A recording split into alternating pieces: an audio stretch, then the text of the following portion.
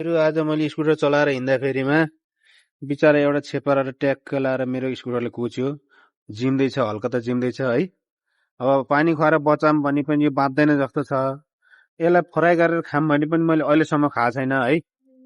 यस्तो छ, जिम्दै पनि छ फेरि।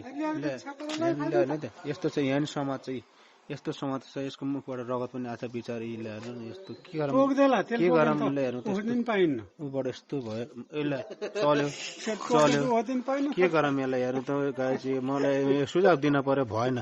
किन भन्दा मबाट त यत्रो ठुलो पाप भयो। हेर्नु त यत्रो अलिक ठुलो मजाको भए त बरु यसो काटकुट गरेर यसो खाना पनि हुन्थ्यो है। यो न आतालाई न दातालाई केही भएन। यो चाहिँ राम्रो चाहिँ छ। हेर्नु नि, यो जिम्दै छ। यो बाँच्ने भए चाहिँ बचाउनु हुन्थ्यो। अलिकति पानी खुवाउनु पर्यो है। पानी लिएर जता पानी खुवाउनु पर्यो। यस्तो छ, हेर्नु न।